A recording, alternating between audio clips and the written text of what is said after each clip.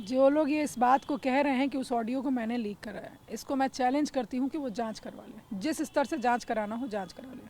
अगर स्वाति सिंह ने लीक कराया होगा तो स्वाति सिंह राजनीति छोड़ दें। मैं इतने नीचे स्तर पर जा कर के कोई काम नहीं करती। देखिए, मुझे लगता है कि कुछ ऐसी भी चीज़ें हैं जो पर्सनल चीज़ें हैं और मैं उस पर टिप्पणी करना पसंद नहीं करती हूँ। आप लोगों के चैनल के माध्यम से ही मैंने सुना कि वो कहते थे कि मैंने इतने लोगों को जिताया, मैं इतने लोगों को जिताने का बूता रखता हूँ।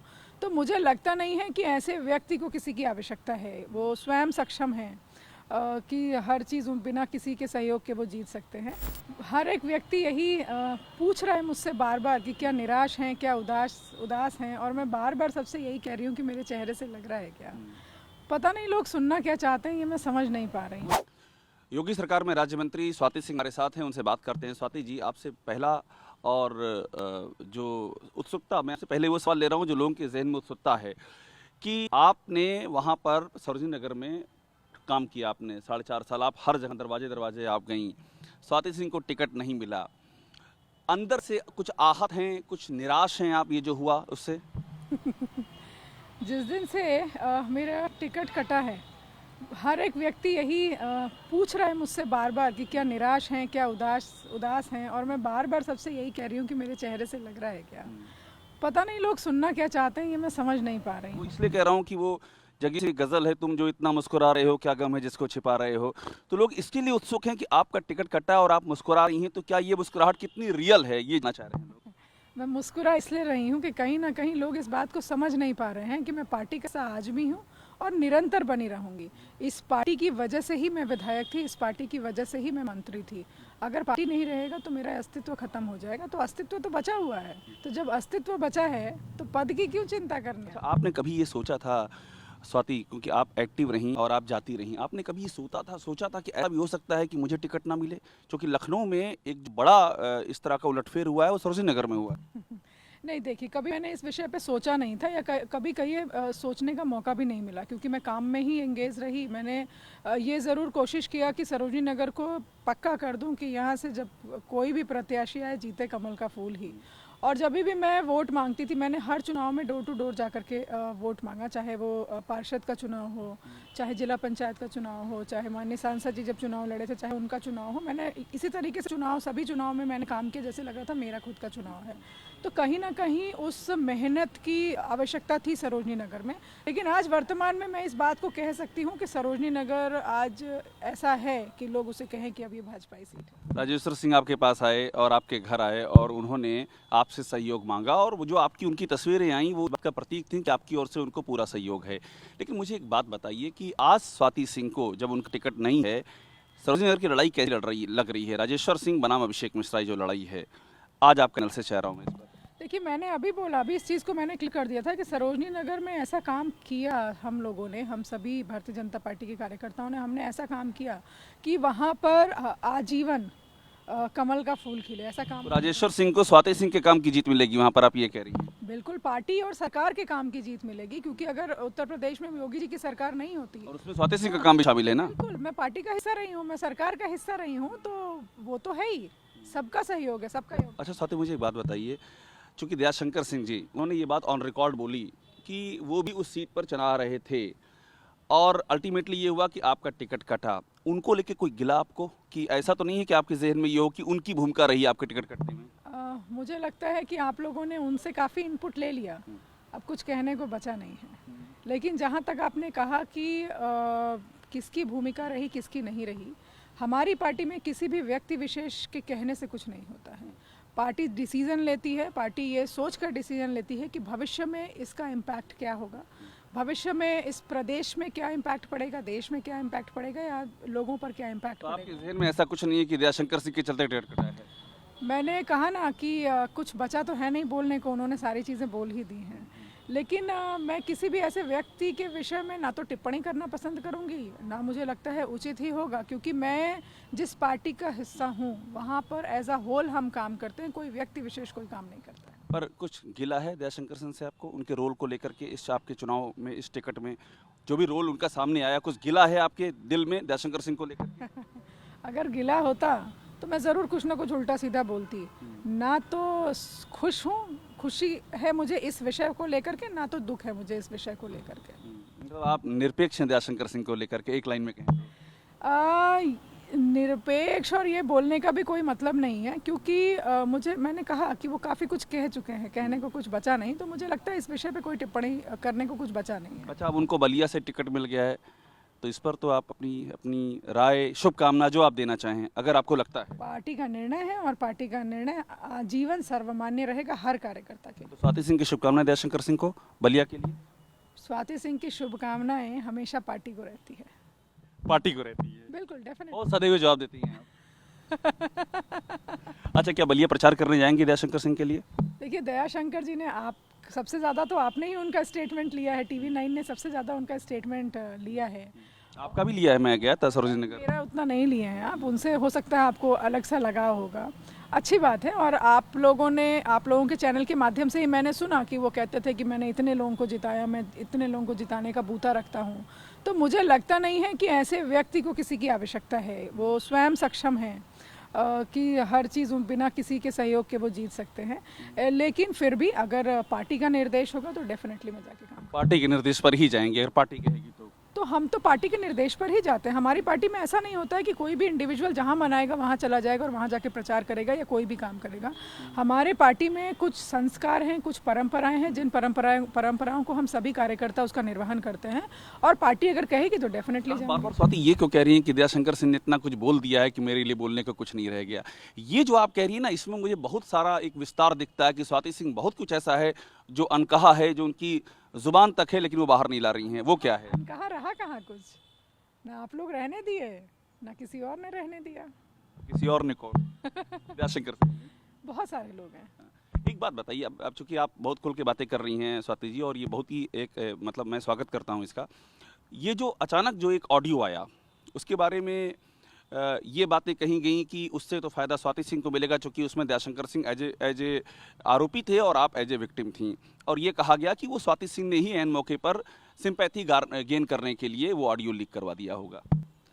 देखिए, मैं चैलेंज करती हूँ, जो लोग ये इस बात को कह रहे हैं कि उस ऑडियो को मैंने लीक कराया, इसको मैं चैलेंज करती हूँ कि वो जांच करवा लें। जिस स्तर से जांच कराना हो जांच करा लें। अगर स्वाति सिंह ने लीक कराया होगा तो स्वाति सिंह राजनीति छोड़ देंगी। इतना बड़ा बयान दे रही हैं आप? बिल्कुल, इतना बड़ा बयान दे रही हूँ कि अगर स्वाति सिंह ने लीक कराया होगा तो स्वाति सिंह राजनीति छोड़ देंगी।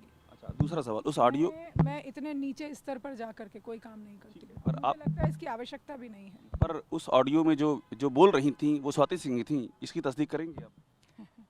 देखिए, मुझे लगता है कि कुछ ऐसी भी चीज़ें हैं जो पर्सनल चीज़ें हैं और मैं उस पर टिप्पणी करना पसंद नहीं करती हूँ कहीं भी। मगर उस ऑडियो को फेक तो आप नहीं कह रही हैं कि वो फेक ऑडियो किसी ने चला? ऑडियो के विषय में कुछ भी नहीं कह रही। अच्छा ठीक है, चलिए उस ऑडियो को भी हम छोड़ देते हैं। अब मुझे एक बात बताइए, यहाँ से आगे स्वाति सिंह क्या? आपने कहा कि पार्टी जो कहेगी आप वो मंजूर करेंगी, लेकिन आपने भी कुछ सोचा होगा ना। आपने बेटियों के स्वाभिमान की लड़ाई लड़ी, आपने वो लड़ाई बड़ी चर्चित लड़ाई रही, उसके बाद आप महिला मोर्चे में आई, फिर आप मंत्री बन गई। यहाँ से आगे स्वाति सिंह की डगर क्या है?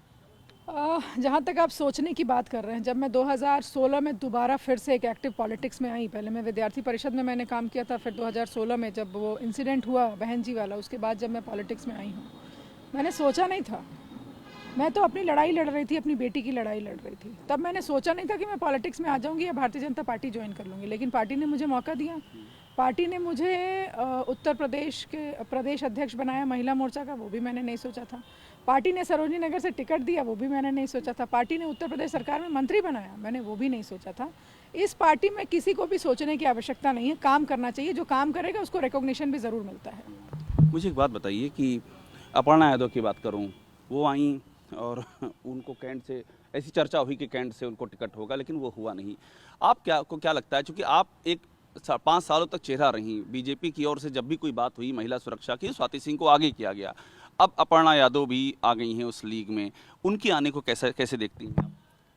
अगर आप महिला नेताओं की बात करेंगे भारतीय जनता पार्टी में कि महिला नेत्री कितनी हैं, तो मुझे लगता है कि सिर्फ स्वाति सिंह ही नहीं थी, पहले भी बहुत महिलाएं थीं। ऐसा नहीं था कि उत्तर प्रदेश में सिर्फ एकमात्र स्वाति सिंह ही प्रदेश अध्यक्ष रही महिला मोर्चा की।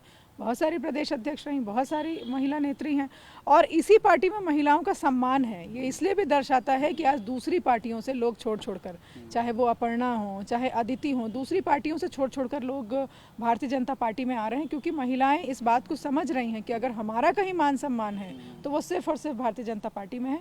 मैं पहले भी बहुत सारे महिलाओं के साथ उसी पार्टी में काम करती थी, भविष्य में भी करती रहूँगी।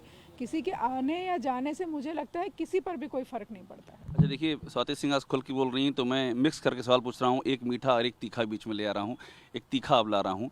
ये कहा गया कि बहुत सारे विवाद, आप जो आरोप लगाए उसकी बात मैं कर रहा हूँ कि स्वाति सिंह के साथ बहुत सारे विवाद जुड़े रहे और वो विवाद भारी पड़ गए उनके इस टिकट में, आपने सुना होगा ये?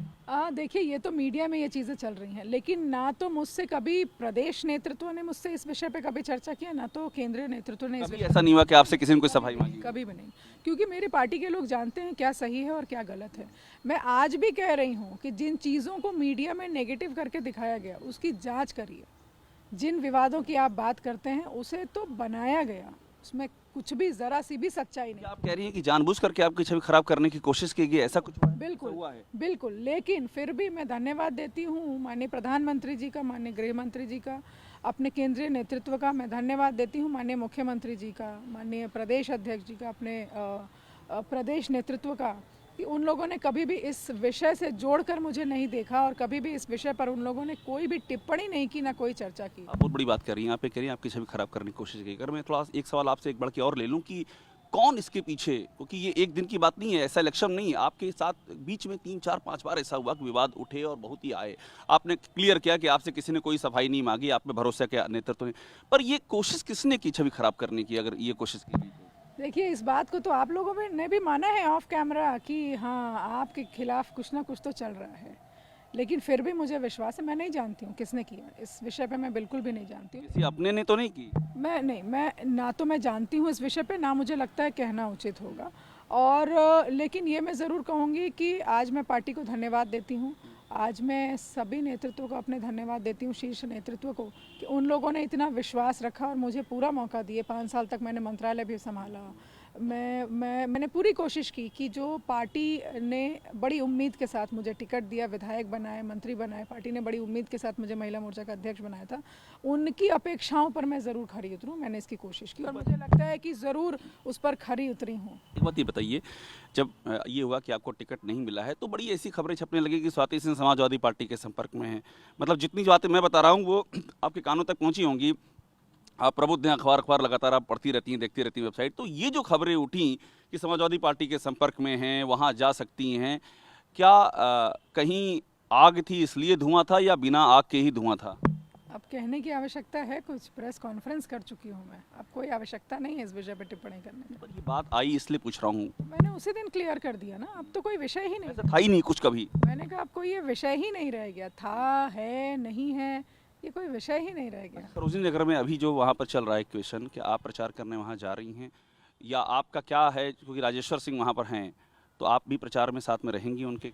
देखिए, मैंने कहा मैं पार्टी का हिस्सा हूँ, पार्टी का जो निर्देश होगा बिल्कुल करूँगी और पूरी टीम, जितने भी मेरे कार्यकर्ता थे, हमारे जो भारतीय जनता पार्टी के कार्यकर्ता थे, वो वहाँ पर काम कर रहे हैं और पार्टी के लिए हम लोग आजीवन पार्टी के लिए निष्ठावान रहे हैं और भविष्य में भी रहेंगे। एक सवाल आपसे मैं और ले लूँ कि एक और मंत्री जी हैं जिनके नाम की बड़ी चर्चा चली सरोजिनी नगर के लिए, मैं तो नाम लेके बोल रहा हूँ, जल शक्ति मंत्री महेंद्र सिंह, बड़ा अखबारों में भी छपा और बड़ी चर्चा हुई, तो क्या आपको लगता है कि आपकी जो ये दावेदारी थी उसमें कहीं ना कहीं से उसको वो भी उस रास्ते में आए, ऐसा कुछ लगता है क्या आपको? मैंने कहा कोई व्यक्ति विशेष हमारे भारतीय जनता पार्टी में किसी का ना तो टिकट दिलवा सकता है ना तो कटवा सकता है, लेकिन महेंद्र सिंह जी वहाँ घूम तो रहे हैं, चुनाव लड़वा तो रहे हैं, तो ये तो बहुत अच्छी बात है।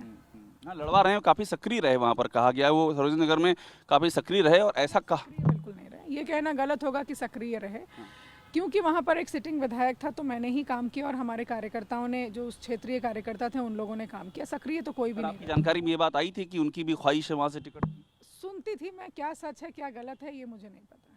कभी आपने मुझसे पूछा नहीं कि जब मैं यहाँ आऊँ तो फिर मेरे अंगने में तुम्हारा क्या काम है टाइप का?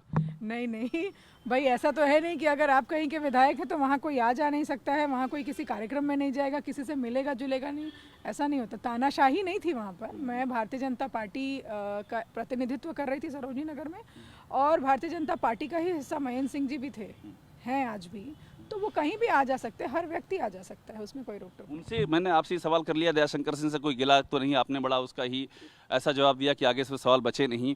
अगर मैं सवाल आपको और एक आखिरी करूं, या आखिरी ही कर रहा हूं, आप सारी बातें कह चुकी हैं, महेंद्र सिंह से किस तरह कोई गिला सरोजनी नगर के अपने टिकट को लेकर?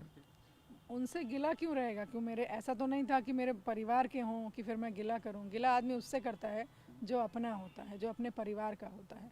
वो भारतीय जनता पार्टी का हिस्सा है, उस नाते वो ज़रूर मेरे बड़े भाई हैं और आजीवन बड़े भाई रहेंगे। जो अपने परिवार से था, ये अपने परिवार से है, उससे गिला है कि आपने कहा गिला उससे होता जो अपने परिवार से होता है? मैं मैंने कहा कि आपको काफ़ी लगाव रहा है उधर, तो कुछ कहने को बचा नहीं है उस विषय पर। सारे सवाल के जवाब मेरे पे ले आ रही है हमें। तो उसका जवाब आप दे दीजिए, आपके पास ज़्यादा इनपुट्स हैं। नहीं, मेरे पास तो जब भी इनपुट आए मैं इस दरवाजे पर भी आया, आपके पास भी पहुंचा आपकी प्रतिक्रिया लेने के लिए। तो आपसे मेरा अंतिम प्रश्न है इस सिलसिले का कि स्वाति सिंह आज की तारीख में क्या देखती हैं यूपी की राजनीति का भविष्य? अब मैं आपसे एग्जैक्टली बीजेपी के पॉइंट ऑफ व्यू सवाल कर रहा हूं कि बीजेपी का आप इस चुनाव में क्या देखती हैं?